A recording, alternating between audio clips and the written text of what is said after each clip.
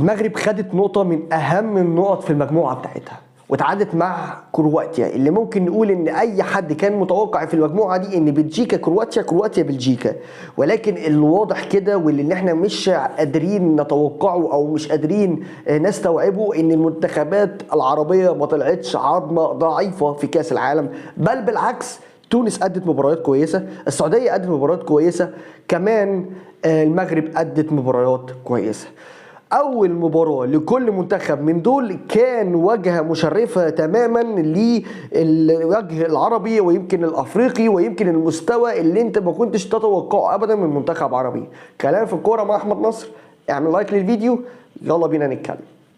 بص يا سيدي، في بدايه المباراه وانت بتتفرج على ماتش المغرب عمال تقول يا رب ان المباراه دي تخلص على خير، وان يعني كرواتيا تمتلك عناصر في نص الملعب قادره قوي انها تتحكم في رتم المباراه، ولكن دفاع متميز جدا من منتخب المغرب، حارس عالي جدا من المنتخب المغرب، موفق بصوره غير عاديه، مستواه النهارده الحمد لله ربنا يزيده، وكأن العرب كانوا مستنيين ان بطوله كاس العالم دي تكون في دوله عربيه عشان يقدروا يثبتوا وياخدوا حقوقهم 100% من كل حاجه في البطوله دي. مونديالي 2022 بين قوي قد ايه المنتخبات العربيه دي عندها كتير قوي من الامكانيات، بس كانوا محتاجين الفرصه. لما تسمع ان الارجنتين تخسر من اسمها ايه السعوديه، وتونس تتعادل، وكرواتيا تتعادل مع المغرب، اذا لا لابد ان انت تقول خلي بالك المنتخبات العربيه مش هي العظمه اللي هتقدر تلم من خلالها نقط، ده بل بالعكس هي اول المنتخبات اللي ابتدت تكسب من المنتخبات الكبيره نقط.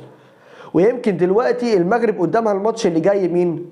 غالبا الهند، اسمها ايه دي، كندا. وكندا بالنسبه لان احنا شفناها النهارده ده، لا المغرب تقدر تاخد منها 3 بونت، ونقول ان كده المغرب ممكن تكون الحصان الاسود في المجموعه دي. نفس الكلام السعوديه، على فكره السعوديه تقدر تكسب المباراه وتقدر كمان انها يعني المباراه اللي جايه دي ان ما كسبتش فتقدر تتعادل، وساعتها يكون معاها في جيبها 4 نقط، ودول ممكن يكونوا كافيين جدا ان هم يصعدوا.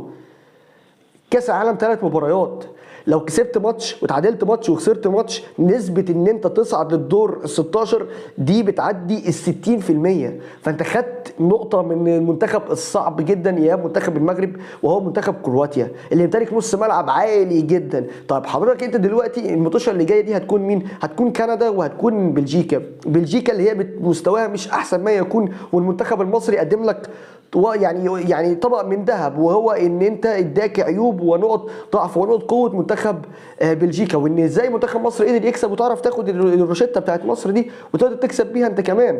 طيب هل بس كده؟ لا، ده انت ممكن تتعادل مع كندا كمان، وساعتها تكون ان المغرب دي انا بنسبه 70% متوقع ان المنتخبات العربيه بالاداء اللي هو مشرف جدا ورونا، ما عدا منتخب قطر اللي صدمنا كلنا، الا ان اغلبيه المنتخبات العربيه ادت مستوى فني عالي جدا، حتى لو ما صعدوش من المجموعه فشابوه جدا ان هم قدروا يشرفوا الوطن العربي كله بالمستوى الرائع ده.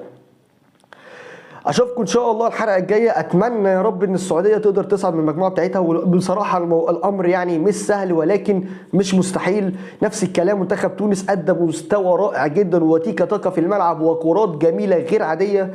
كمان المنتخب المغربي فاجئنا كلنا وقدر يتعادل مع منتخب كرواتيا، وكان كمان يقدر يكسبه. اتمنى ان التوفيق لكل المنتخبات العربيه في القادم ان شاء الله. كان معاكم احمد نصر، اعمل سبسكرايب للقناه واعمل لايك للفيديو، الى اللقاء.